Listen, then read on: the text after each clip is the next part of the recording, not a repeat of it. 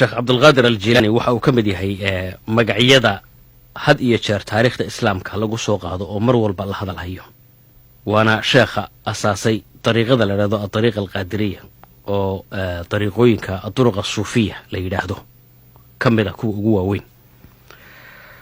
waxa uu ku dhashay cabdulqaadir aljilaani taariikhda hijriga ahi markay ahayd 470 gobol la yidhahdo jiilaan oo kaabiga ku haya badda Caspian Sea maanta aynu u naqaano baxr al-khazarna lagu yidhahdo kutubta taariikhda islaamka.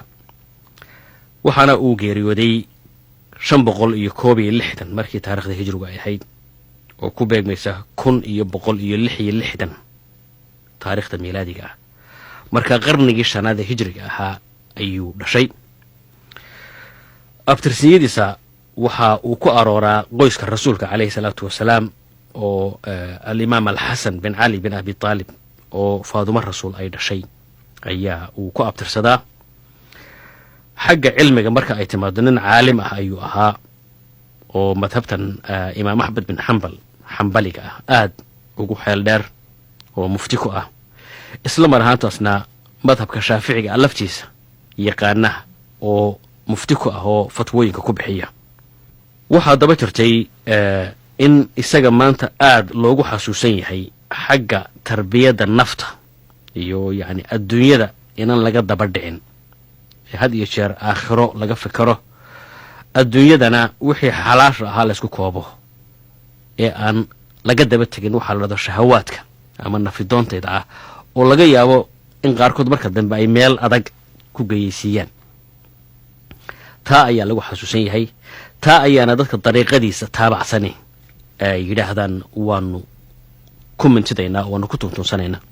khudbado fara badan iyo hadallo badan oo wacdi ah ayaa uu ka tegey oo kutub fara badan oo magacyo badan oo halka inaan ku soo koobi karayn ku xadidan. wakhtiga haddaba uu soo baxay ayaa muhiim ah in la ogaado, markaas ayaa la garan karaya ahmiyadda uu markaa cabdulqaadir aljilaani raximahullah ku lahaa taariikhda islaamka. wakhtigaas baqhdaad ayuu isagu horta ku hana qaaday.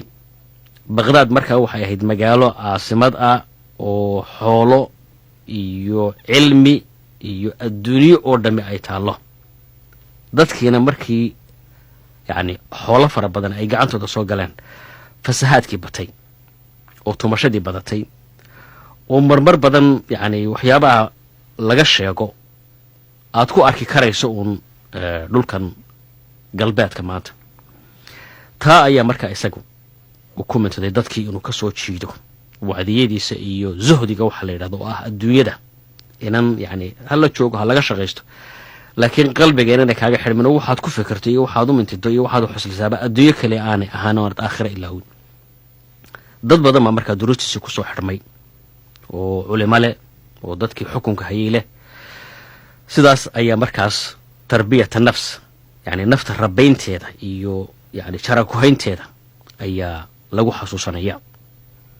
taariikhyahanada muslimka qaar badan baa markaa waxay rumaysan yihiin tumashadaa la galay iyo isdhigashadaa la isdhigtay inay sabab u noqotay matalan muslimka in laga qaado dhulkii barakaysnaa ee falastiin oo quds nimankii macatabku dirarka ah ee crusaderska la odhan jiray ay qabsadaan yurub ka soo duulay.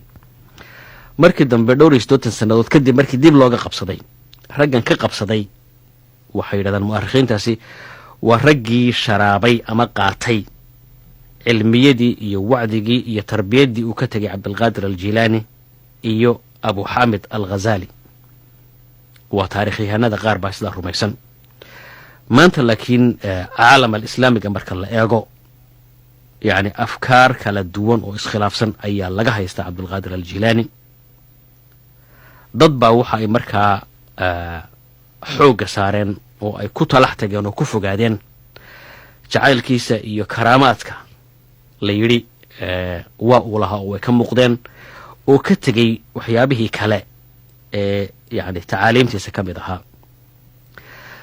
culimada kale ee iyagu guud ahaanba aan ogolayn waxaan tasawufka la yidhahdo ama dariiqooyinkan suufiyada ah aan ogolaynina waxa ay markaa waa diidan yihiin oo way rafdayaan waxyaabaha ma garanaysaa cabdulqaadir loo nisbaynayo. meelo badanna gar waa ku leeyihiin oo markii sheekhii laga dhigay yani martabad la gaadhsiiyey tii bini aadankaba ka weyn dadka qaar gaadhsiiyeen oo qaar ay gaadhsiiyeen mid kaba korraysatii rasuulka calayhi salaatu wasalaam iyo asxaabtii. su-aal baa meesha soo gelaysoo la odhanayaa yani waxa meesha ku jira waa maxay, waxaanay suuragal ma yihiin, caqliga ma galaan. runtiina waxyaaba badan oo caqliga iyo sharciga diinta midna aan ku bannaanayn ayaa dadka qaar ay u nisbaynayaan sheekh cabdulqaadir aljilaani, isaguna aanu kutubtiisa kaga tegin. dadkii